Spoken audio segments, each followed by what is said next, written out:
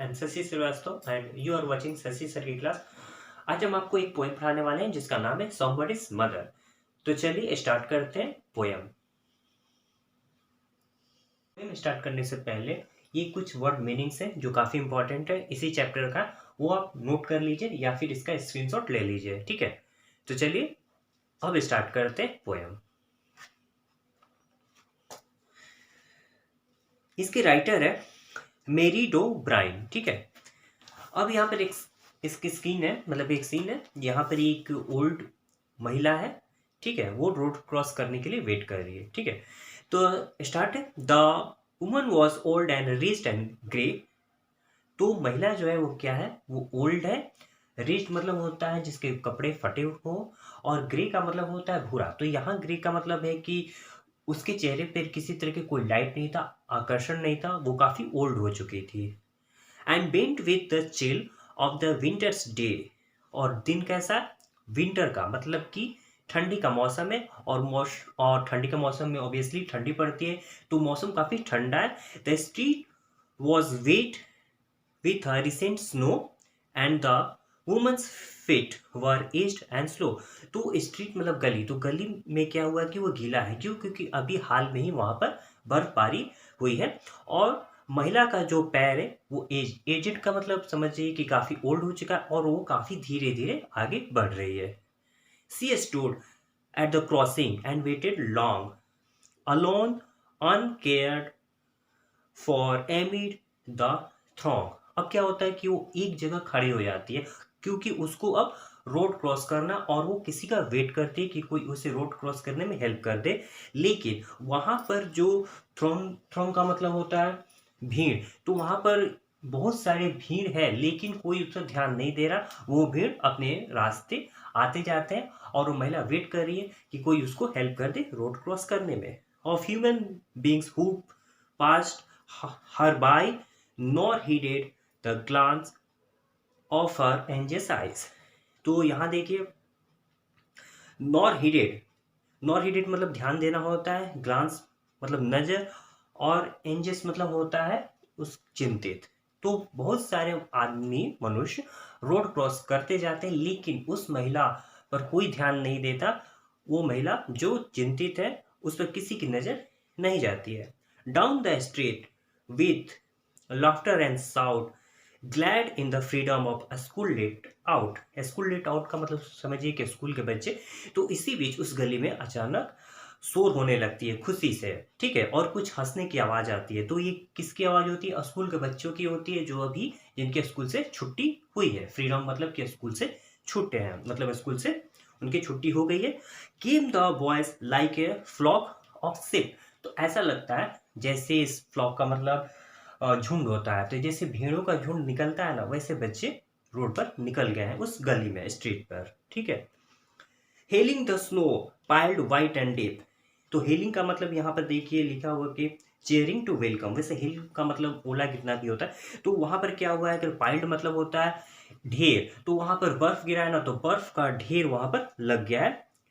Past the woman Past the woman so old and grey has tended the children on their way। तो वो महिला जो कि काफ़ी ओल्ड है, ग्रे है, वहाँ पर से बच्चे, एक हस्टेन का मतलब होता है जल्दी, तो वहाँ पर बच्चे जो है उसको देखकर आगे की ओर जल्दी जल्दी बढ़ते जाते हैं। Nor offered a helping hand to her. लेकिन कोई उसकी तरफ सहायता के लिए हाथ नहीं बढ़ाता है उन बच्चों में से। So meek, so timid, so afraid to stare lest the carriage wheels or the horses face। तो वो काफ़ी मीक टिमिड और स्टार का देखिए डरपोक, घबराने वाला। तो वो काफ़ी महिला डरपोक है, मतलब डरी हुई है, घबराई हुई है, और एक जगह खड़ी है, हिल नहीं रही। क्यों नहीं हिल रही, कि उसको ऐसा लग रहा है कि लेस्ट द कैरेज व्हील, मतलब कि जो घोड़ा गाड़ी है उसके व्हील मतलब चक्का, या फिर जो हॉर्स है घोड़ा, उससे उसको चोट ना लग जाए, इस वजह से वो चुपचाप अपने जगह पर खड़ी हुई है, डरी हुई है। Should crowded her down in the slippery street. तो ऐसा लग रहा है कि क्राउड हर डाउन का मतलब देखिए यहाँ लिखा हो push into a small space. यही बात है, उसको धक्का ना लग जाए, और रोड कैसा है तो स्लिप करने वाला है, इस वजह से वो चुपचाप अपनी जगह पर खड़ी हुई है। At last came one of the मेरी ट्रूप का मतलब देखिए यहाँ लिखा आनंद दल।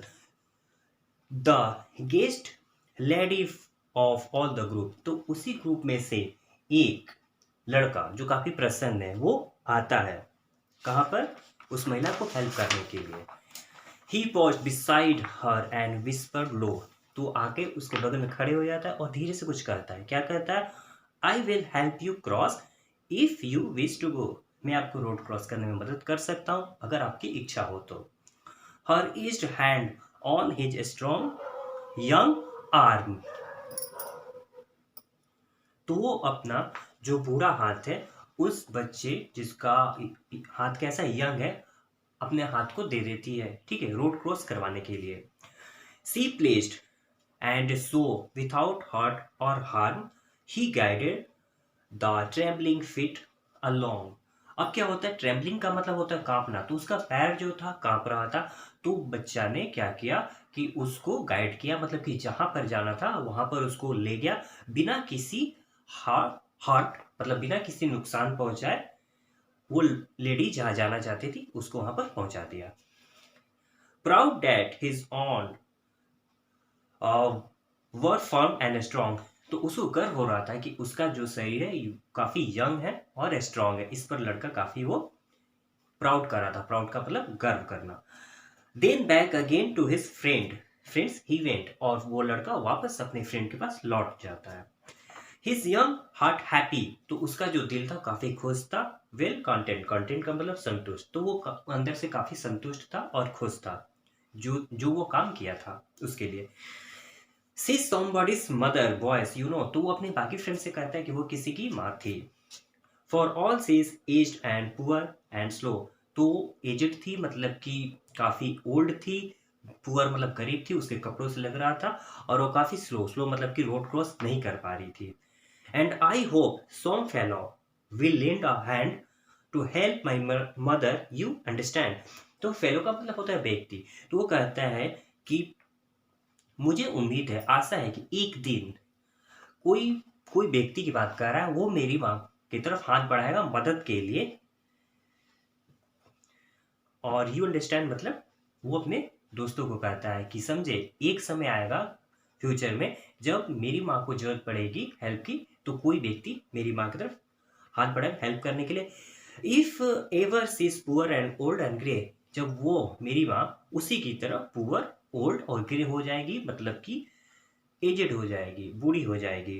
When her own dear boy is far away, और जब उसका लड़का उसे काफी दूर चला गया होगा, मतलब कि अपनी बात करता है कि जब वो काफी दूर चला जाएगा, जब उसकी माँ के लिए हो जाएगी, तो उसकी माँ की भी हेल्प जरूर कोई ना कोई करेगा, जिस तरह से आज ये लड़का ने इस औरत की हेल्प किया था।